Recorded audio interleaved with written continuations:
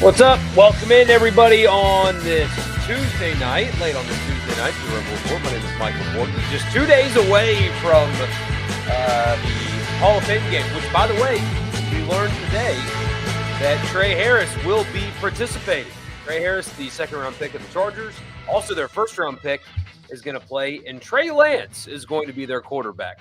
So there you go. But you're not here to talk about that. You're here to talk about Ole Miss. That is kind of what we do on this very podcast, and we're going to do that tonight. Training camp has begun. What did we learn? Well, there's not really anything to learn from 40 minutes of carefully selected practice that they let the media view, but there is some things to learn, I believe, from what Lane Kiffin had to say today, so I'll play you some audio cuts. There's one phrase in particular that he used that stood out to me today. There's one in particular that stood out to me today, and I'm going to play it for you. And it's short. It's kind of like, I might be overthinking it, to be honest with you guys. I might be overthinking it, but there is a phrase that he used that stood out to me, and I'll tell you why on this edition of the show. My name, again, is Michael Borky. This is the Rebel Report. Subscribe wherever you get your podcast. Just search it and subscribe to it. And if you like what you hear, leave a rating and a review. And also right here on YouTube, subscribe, leave a like, comment, all that good stuff as well. And this edition is brought to you in part by, there's Maverick, by the way. He looked at you. Maverick just chilling over here on the bed. I've got a new co-host now. He talks less than the other one. But anyway, glad you guys are here. Toyota Brookhaven, that is, look at him. He's not supposed to be on that couch. Like, I already deal with a 5-year-old in the house. Now I have a dog that doesn't listen to me. What is this world coming to? But anyway, ToyotaBrookhaven.com. That's the website. Exit 40 in Brookhaven. They will take care of you. New and used vehicles. Great selection of used inventory as well. Look at their website before you go. Even if you don't live in Brookhaven, you want to shop at Toyota Brookhaven because you know they'll take care of you. They've got great in-house financing. Also a service department that's open Monday through Friday, 7 to 7. So it's one of the highest rated in the state. So they'll take care of you there as well. But check them out, Toyota Brookhaven. They will deliver for you. All right, here's a few things that stood out to me from Lane Kiffin. From the practice perspective, look, I wasn't there. That is the one downside of doing what I do and where I do it. We have 12 stations that cover the entire state. It's awesome, right? The Super Talk network is incredible, and it's powerful, and I'm very thankful to work there. The only downside is that I am based in Jackson and not in Oxford, so I don't get to go very often to things like this. I will be there next week, but it's just not something that I get to do every day. But reading through the practice reports, we were spot on when we talked about it last time. There's very little to learn, and that's by design. Right. And so the people that cover the team have to give their readers, their subscribers something, but that something always needs to be taken with a grain of salt. You're not going to see any legitimate competition. As we talked about last time, the most important thing you're going to learn is personnel and health. And so, for example, when Lacey is running with the ones at running back, that's noteworthy, right? There's no doubt about that. Long way to go, long camp. They very well could give the starting reps to somebody else tomorrow, but that is noteworthy, I think. You got confirmation on the Has injury. You also got confirmation that Daquan Wright is participating and going through training camp, so that's a good thing. But you always have to be weary, and it's not the fault of the person writing it. Their subscribers are demanding information. But there's just nothing really that you can take, nothing real that you can really take away from this, from a this player's good, this player's bad perspective, especially when it's you read a whole practice report and not a single thing was anything other than good. I promise not everything that happened at practice is good, but when you don't get to see any of it, when a guy's warming up and catching passes and he's an SEC football player, he looks great, so it's very hard. It's hard for the people that are there to cover because, like I said, their subscribers are looking for daily information, and it's hard to give it to them without it being really fluffy, to be honest. But if they didn't do it, then their subscribers will be mad at them for not doing it. It's a weird situation that the beat guys find themselves in, having to cover these practices, but not really seeing anything, but expecting people to people expecting them to give like hardcore information. That's not out there. So what I do because of those two things is I try to listen to coach and player as much as I can. They don't always offer up stuff. Sometimes they just want to get out of there as fast as possible. Jeff Lebby, for example, is the most coach speaky coach of all time. That's not good or bad. It's just how he is. He offers nothing. Sometimes I think you get a lot of good from Lane Kiffin if you're really willing to listen, and also the players as well. So I have 4 cuts for you. A couple of them are longer than the other two, but this is the first one, and it's unfortunate that more than unfortunate. It's tragic that this is how it had to start, but this is how Lane Kiffin led his press conference today about the loss that his program has suffered and is still, of course, dealing with, and then also at the personal level as well. So here's Lane Kiffin. This is how he opened his press conference today. First time with you guys since the tragic passing of Corey Adams, and he was just with us for a short time, but he made a major impact on us by how he worked, who he was, how he led, even as a freshman. I told the story at the service here the other night. Very rarely do we ever have a freshman that in off-season conditioning and running was challenging seniors to finish in a standard, and that's who he was.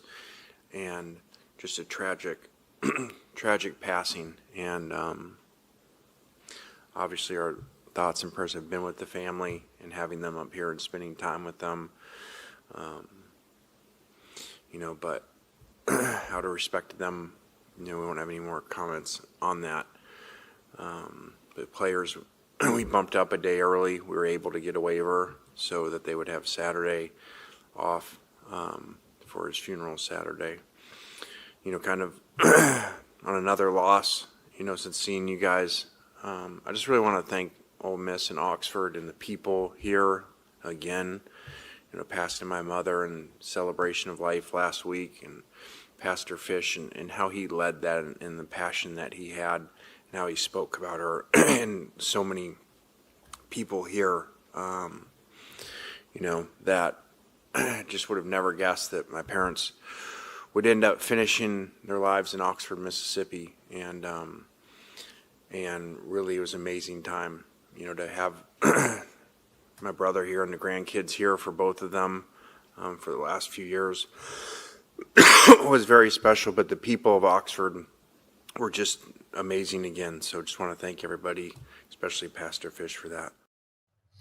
So first of all, that was well said from Lane Kiffin there. That was the first time that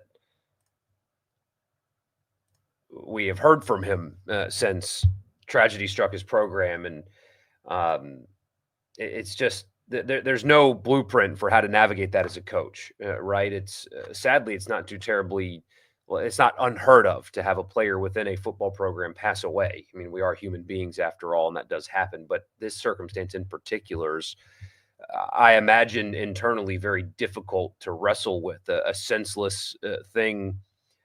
Where also, I mean, guys, correct me if I'm wrong. I have not seen that. There's no answers yet when it comes to why and who would do something like that. And so, not only is it a football team? It's a bunch of young men that are grappling with the reality of life at an age where they shouldn't have to do that. Paired with not having any answers yet.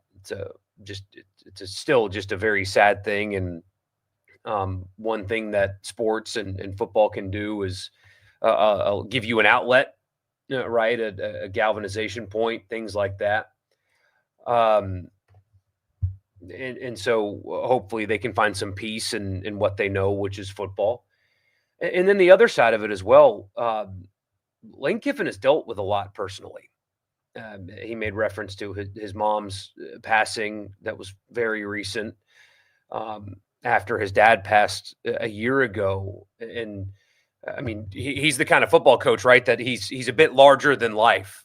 He's got the history, he's got the nicknames, he's got the drama and all the Twitter and everything that comes with him, right? He's a bit of a quote unquote character in college football, and sometimes you forget that there's a human being behind that character, and um, he's dealt with a lot lately, and I imagine it's been really, I mean, really tough on him. Breaking news: more at 11. Losing your parents is difficult, of course, but having to navigate all that personally, and then right when football's about to start, where I imagine, Lane Kiffin and I aren't friends, we don't hang out, but I imagine somebody that's been in football his whole life would look at the incoming of training camp as, okay, my mom passed, my family's starting to, you know,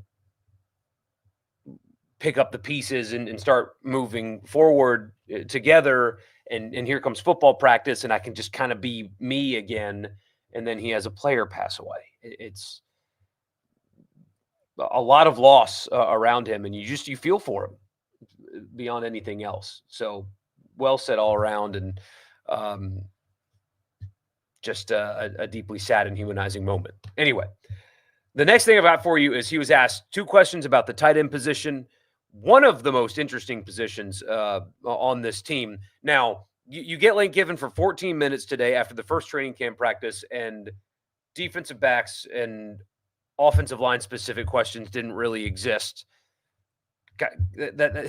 That's nuts to me, but that's a bit hypocritical of me to say because I was not there, but still found that odd. 2 questions about tight ends, though, back to back. So this is a really good cut about the Luke Has injury and then moving Caleb Odom over to tight end and the rationale behind that. So here he is talking about tight ends. At least for the little bit that we were out there today, it looked like Caleb Odom was working with the tight ends a little bit. Do you see him factoring into that room? Do you see him going back and forth this year? Yeah, I can't totally predict that. He is very unique in what he can do. We did, as you said, move him in there a lot in that area today, and I think that he's got a chance to be a weapon there. And we do have, probably, I would say positionally, our best depth on our position, our best depth on our roster would probably be outside receiver, a receiver in general. So him playing there, I think makes us even more dangerous. Kind of speaking to that, Lane, in regards to Caleb, did y'all kind of already approach him about that before the Luke Haas thing, or did that kind of add some urgency to making that kind of move? Yeah, I just said that to our staff. We talk a lot about obstacles the way or of things happening that seem to be issues at the time. It might be, really positive things. And I just said that right before I came down and we were talking about it. Like, maybe that might have been a really good thing.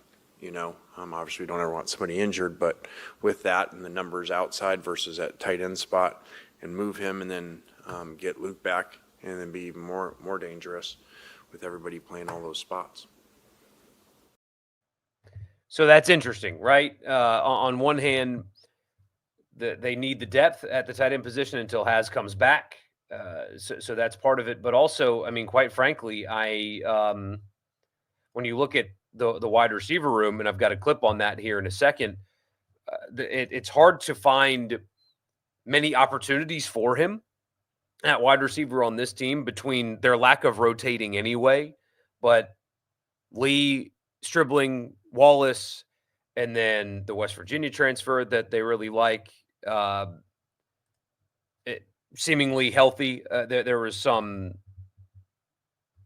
questions about whether or not he'd be available for the start of the season, but apparently he was practicing today. Traylon Ray, Deuce Alexander, and then you bring in Cunningham and Watkins, who apparently they really like. Maybe the opportunities at wide receiver just weren't going to present themselves to Caleb Odom. So it kind of struck me as this was the natural. This was probably going to be the natural thing anyway, especially at his size, being even if he's still a quote unquote wide receiver that plays closer to the line of scrimmage. It always kind of felt like this was the natural progression, regardless of health. But now this just makes a ton of sense.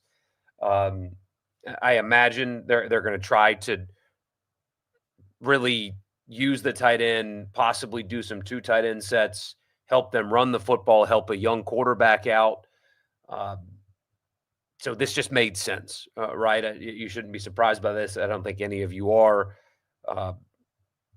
I don't think, based on what you hear, that he was going to get many snaps at wide receiver, if any meaningful ones. So there you go. Just makes all the sense in the world for him to move over to tight end. All right. He was asked about Austin Simmons' relationship with the transfer wide receivers. Here's what Kiffin had to say about that. Well, they've had a good offseason. They were here in the spring, and, a lot of those receivers have had good careers already, very prolific receivers. And so those guys have done a really good job together. And I'd like to I hope I'm not wrong, very well could be the strength of our team. Yeah, and it feels like, we've talked about it a lot throughout the summer. You guys have commented on it a lot, and it's true. I would bet right now that the biggest strength on this team in 2025 is the wide receivers. Every time you go back and look at some of the things that Stribling was able to do at Oklahoma State, you just absolutely love it. Wallace is so experienced, and he played with a pretty brutal quarterback, in my opinion. I don't know where he gets that NFL love, but anyway, they have depth, they have experience, they have guys that have produced at the highest level in college football, and there's a real chance that this group is much better than the one that they had a year ago. But this is the clip I was most excited to play for you guys tonight. This one phrase stood out to me a little bit. I'm sure you guys, you see it in the title, and you'll hear it here. This was part of Lane Kiffin's opening statement. I think that this team needs to really have a blue-collar mindset to outwork people and to grind people out in games. So we've been working on that, and it's an exciting group of kids coming together. So blue-collar is not something that I have heard very often from Lane Kiffin. And I think part of that, of course, is a football cliche. Like, oh, we're going to be a blue-collar football team. We're going to push people around and run the football. And all coaches say stuff like that, right? But that stood out to me the most because I don't think he's talking about his entire team, to be honest with you. I think defensively, they were blue-collar. They were every collar defensively last year. They were tough, physical, fast, athletic, everything. Like, they had it all defensively last year. They were soft on offense. That was a soft football team. That is the perfect adjective to describe them a year ago. When things were good, when things were humming, man, were they great. But when things were a little bit tough, they folded. They couldn't run the football. So that's a toughness issue. They were really bad in short yardage. That's a toughness issue. Mentally, love Jackson Dart and what he did at Ole Miss, and he became a first-round pick. There's a lot of talent and potential there. But the emotions after the LSU game, after the Florida game, they were not a mentally tough offensive football team a year ago. When they struggled, they really struggled, and it's almost like they couldn't snap themselves out of it. There was a softness to that team a year ago. And talking about blue collar is something that every football coach does, but it sounds like there's some intent behind that more so than just your typical coaching cliche. It strikes me as a coaching staff that has looked back on the 2024 season and looked at a football team that was soft on offense, mentally, and more importantly, physically soft on offense. It's something that they have to fix. We've talked about it a ton. I think you should be encouraged hearing that from your head coach, but that's just me. All right, we'll get to your comments after I tell you the podcast is brought to you in part by Advantage Business Systems. Check them out online at absms.com. Advantage Business Systems has you covered. If you're a Mississippi business, and I mean anywhere, and you need technology in the office, and I mean anything, check them out, absms.com. Tell them I sent you. Get a complimentary office technology assessment. Also, Priority One Bank, they make you their priority every day with their online banking platform. It's a one-stop shop. All you need is an internet connection, and you can do whatever it is that you need to do with your money because Priority One Bank makes you their priority. All right, some more Lord of the Rings talk tonight is the first comment. Yes, sir, absolutely.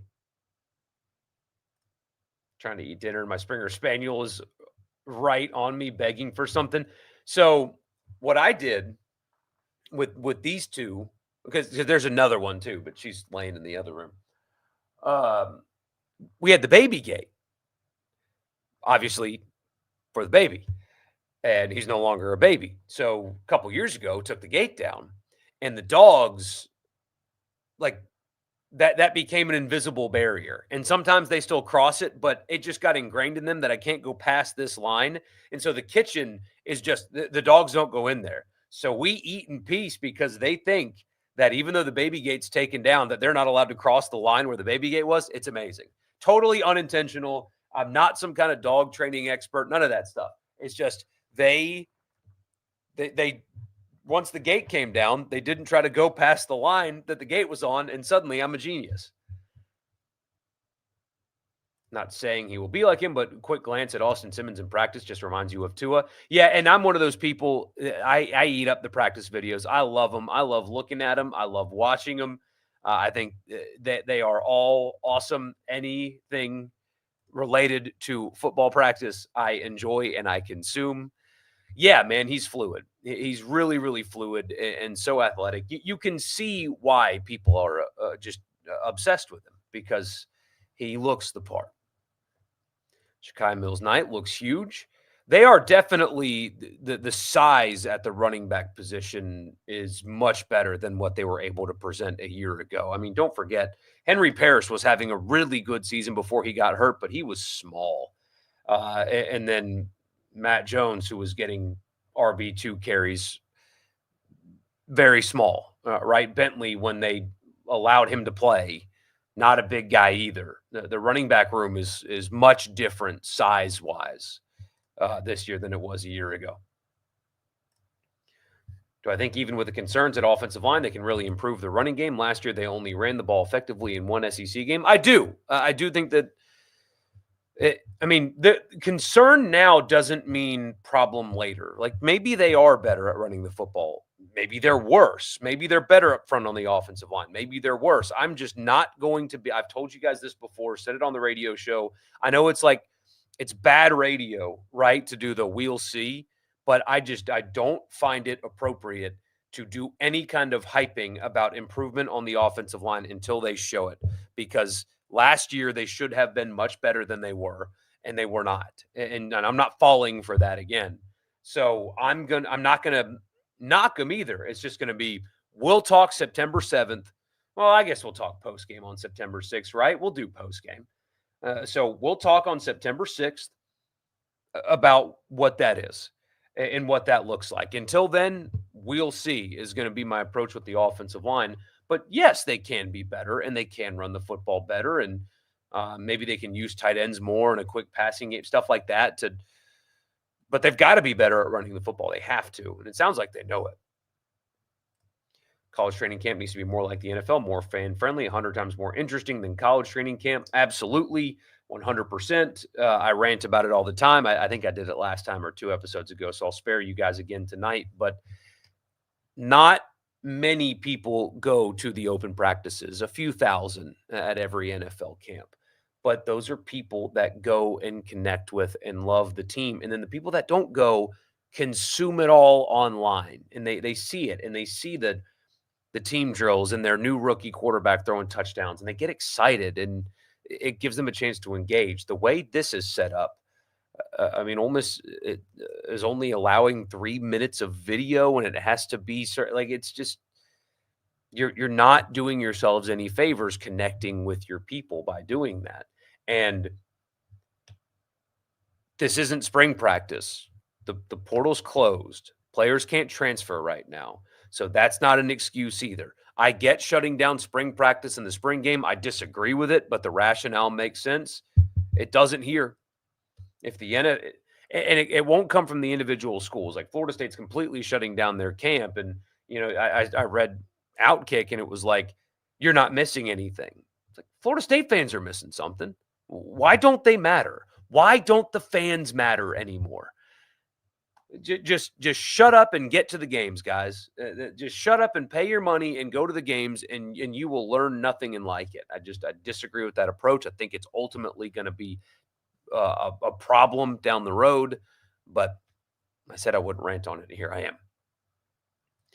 Patience on offense is something we maybe haven't talked about as much. Multiple games last year where that could have been a difference. Kentucky, LSU, and Mississippi State games for sure. They got antsy.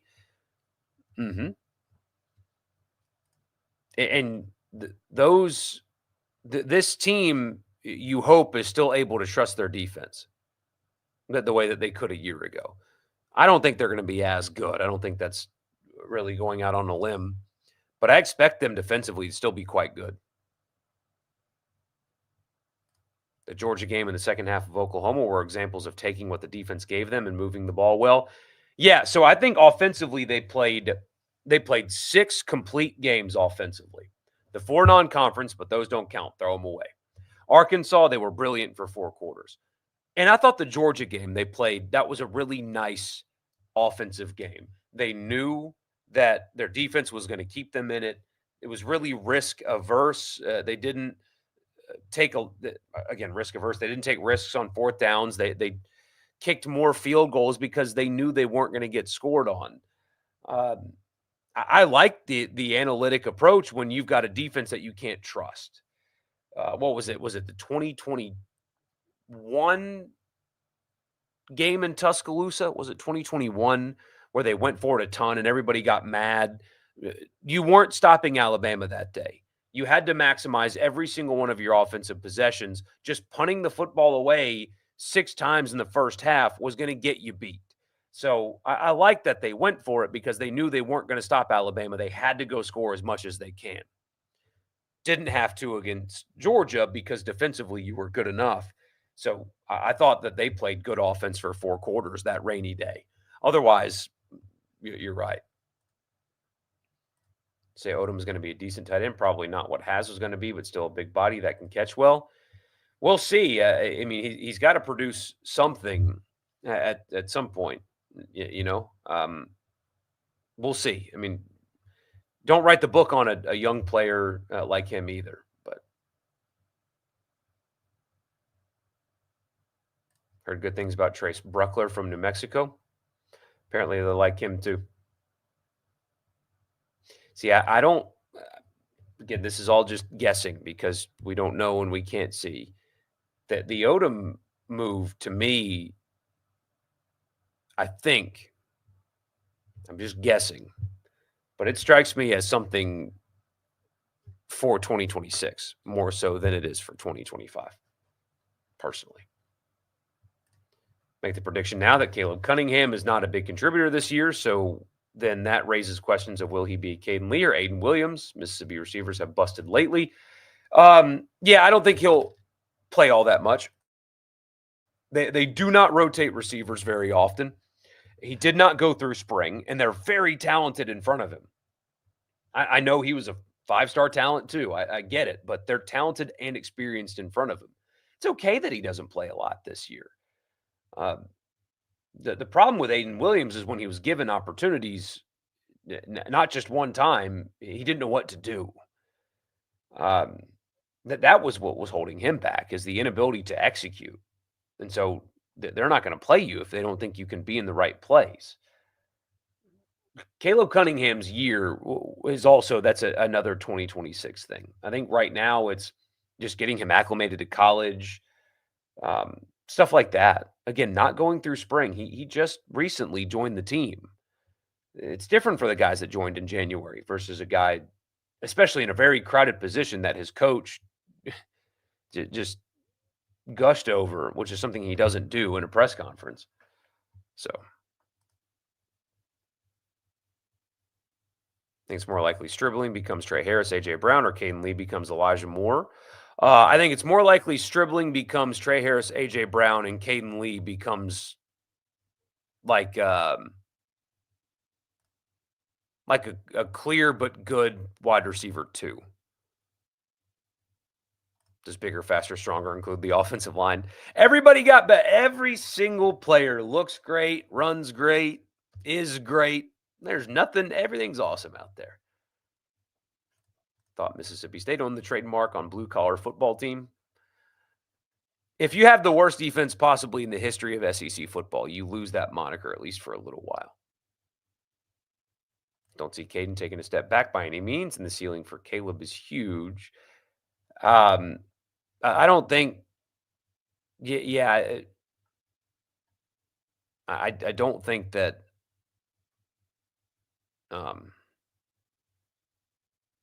Caden Lee is going to take a step back to anybody.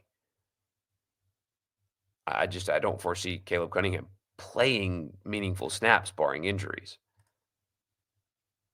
Maybe the blue-collar thing means he feels good about his ground game. We'd hope so. Should feel good about it. All the running backs are over 200 pounds. That was half the equation last year. They were basically running the Hugh Freeze 2014 offense. Fact is that 2014 isn't a bad comparison to them last year. Not really.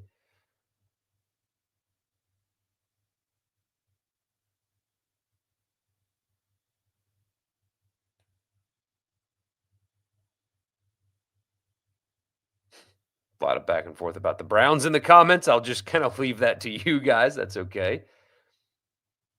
Henry Parrish outside the fumble at LSU was a great player who got run into the ground. Yeah, his body type, I don't think was built for the way they used him. Guess they could be worse, like how Oklahoma was, but are they really going to be worse than last year's offensive line because that was just bad? And when Pounds and Williams are healthy, you know what they've got. I mean, there's an opportunity for them to be fine on the offensive line. There's a chance that they are better at center. I would probably bet on that. There's a chance that they're better at guard with the new portal additions, if that's the route they go. And there's a chance that Williams and Pounds are healthy all season long. Just going to keep putting a ton of qualifiers on the offensive line. A lot of teams are weak on the O-line. They are. Texas was awful there last year, and their schedule and defense carried them through. That's what should have happened to Ole Miss last year. LSU and Georgia were the two worst teams at running the ball in the SEC last year. LSU was dead last. And both of them underachieved relative to expectations, which Georgia's expectations are insane. But to the fans matter more than anything. Tell the schools that because they don't seem to think so. I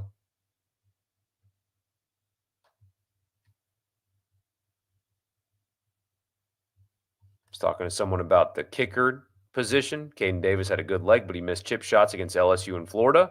I'll excuse the Kentucky miss because he shouldn't have been in that spot. Missing field goals inside 35 yards is unacceptable.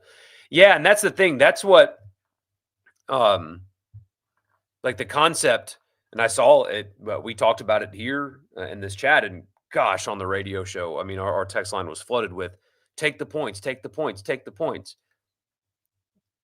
That is assuming, like when you say that, you're implying that the field goal is guaranteed, right? That when you say take the points, that means you're getting them when you kick the ball.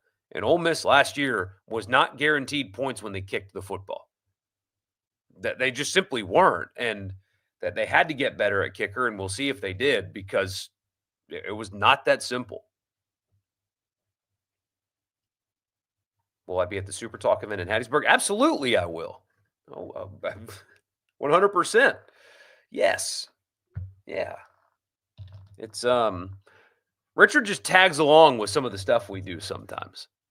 He can't fully let go of sports, that Richard Cross, and I don't blame him. But he's just he's like a guest of ours now every so often. But yes, I'll be there, and I'm really looking forward to it. We'll be at Ed's let me tell you, we'll be in Oxford for 2 days next week, but I think one of them, like you guys can't go, and that's the one on Tuesday at the Children's Advocacy Center. That is not something that that we will ask you to come to. Wednesday, we'll be in Oxford at the library. And again, for some reason, Richard will be there. I'm kidding.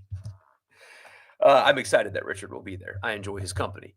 But we've got stuff to give away, and not like typical radio giveaway. I'm talking like Genteel, like Ole Miss branded Genteel stuff. There's the possibility that I don't want to say what it is yet, but let's just say you could win something that has 4 wheels, um, stuff like that on Wednesday of next week. So come see us. It'd be great. More likely to happen, Ole Miss loses to one of the first 4 teams, or State loses to Southern Miss. State loses to Southern Miss, a lot more likely. Kentucky fans think they're going to beat Ole Miss. Can you blame them? They did it a year ago. Even with the shortcomings, they have a better kicker. They go 10-2 at least, probably 11-1. If Ole Miss has a better kicker, yes, because I would think that they would approach things differently. But so you can win a Tesla. Not quite a Tesla, no.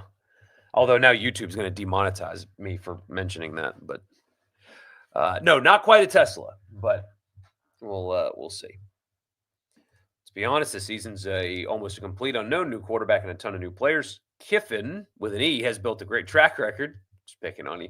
But I will not be shocked. Anything between 7-5 and 10-2. I actually will be surprised at 7-5. Just they have maintained a level of stability and standard that they have not fallen back to a 5-loss season.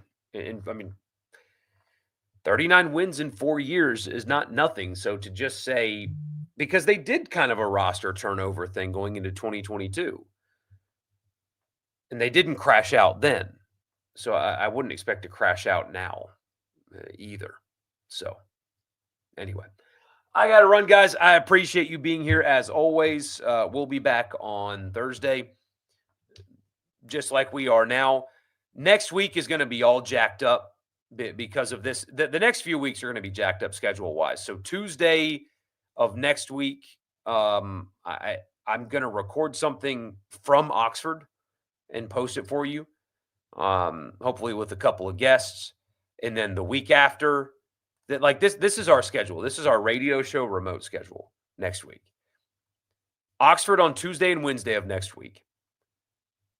We are in Starkville on Wednesday, the 13th. In Sturgis on Thursday, the 14th for the bike rally. And then we are in Hattiesburg on Wednesday, the 20th. And at Mississippi Gulf Coast Community College on the 21st. We are in Senatobia on the 25th and Oxford on the 28th.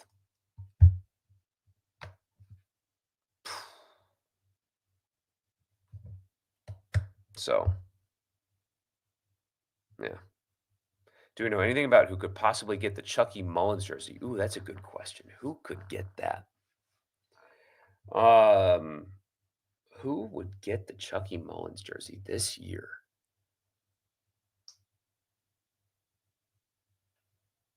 I mean, is it Daughtery, who they brought to media days? Is it Perkins because of just how incredibly productive he is? I don't know that answer. That's a good question. I do not know who that's going to be.